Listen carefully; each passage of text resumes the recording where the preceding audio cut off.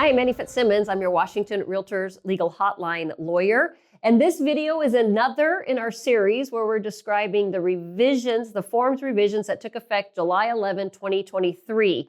And maybe a hallmark for these revisions is that the changes are subtle, but the consequences can be big. And the changes to Form 22B are probably the best example of that.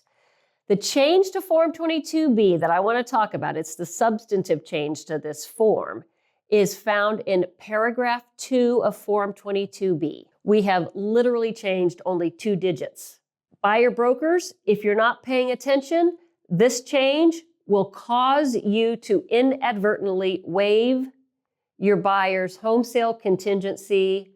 If a buyer waives their home sale contingency, the consequences of that are typically that buyer becomes homeless. Because when a buyer inadvertently waives their home sale contingency, as set forth in paragraph 2 of Form 22B, the result of that is that seller can terminate the transaction between seller and buyer, but buyer is already in a binding transaction to sell their own home. So buyer's home will be sold and buyer will have nothing to purchase.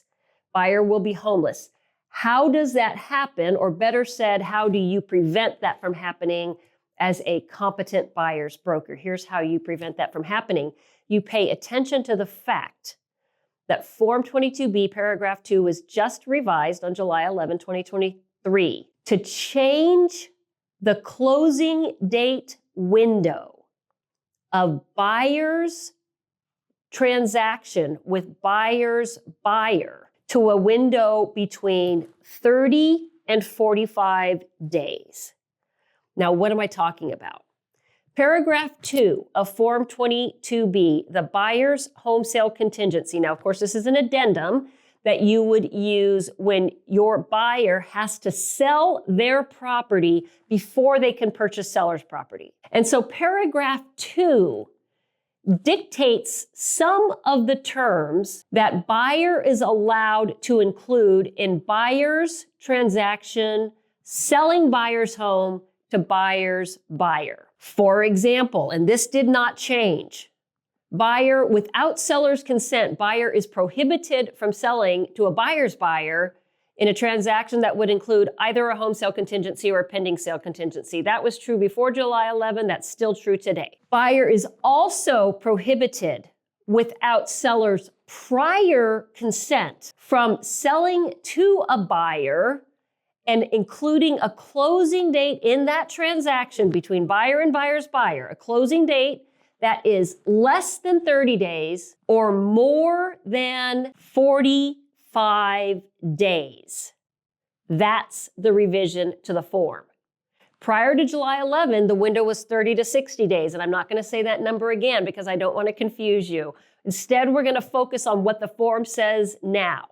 Now the form says that the window cannot be less than 30 days or more than 45 days. The explanation for that, this has not changed, but the explanation for that is because whenever a Form 22B, the buyer's home sale contingency addendum, is in a transaction, it necessarily controls the closing date of the transaction between seller and buyer. And the form says that whenever the transaction between buyer and buyer's buyer closes, then the closing date of the transaction between seller and buyer will be exactly 3 days later. So Form 22B controls when the buyer's sale of buyer's property to buyer's buyer can close. It says that it can't close sooner than 30 days because seller's home sale is going to close 3 days later.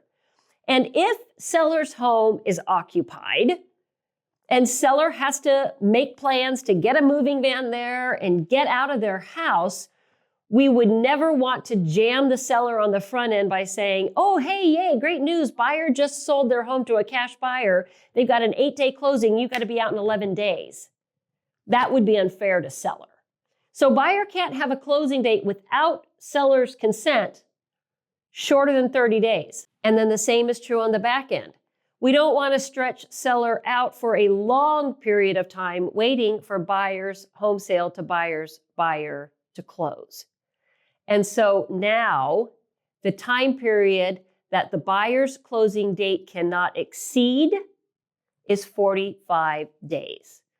Said more simply, the time window for the sale of buyer's sale to buyer's buyer, the closing date window must be between 30 and 45 days. And if the time period for the closing date of buyer's sale to buyer's buyer is going to be shorter or longer than that time period, then before buyer enters the purchase and sale agreement with buyer's buyer, buyer must obtain seller's consent. If buyer fails to obtain seller's consent prior to entering the purchase and sale agreement with a closing date outside the window of 30 to 45 days, then that will give seller the unilateral right to terminate the transaction between seller and buyer, and in the process find buyer in default and even keep buyer's earnest money. So buyer brokers, you have to make sure your buyer understands the importance of whatever, anytime they are able to negotiate a transaction with the buyer for their property, they must be mindful, and buyer broker, you have to make sure they understand this. The transaction they enter cannot have a home sale contingency or a pending sale contingency or a closing date that is shorter than 30 or longer than 45 days without first obtaining seller's consent. If you have questions on this forms revision or any other topic, ask me a question by visiting warealtor.org, following the links to the legal hotline, and then asking me a question there.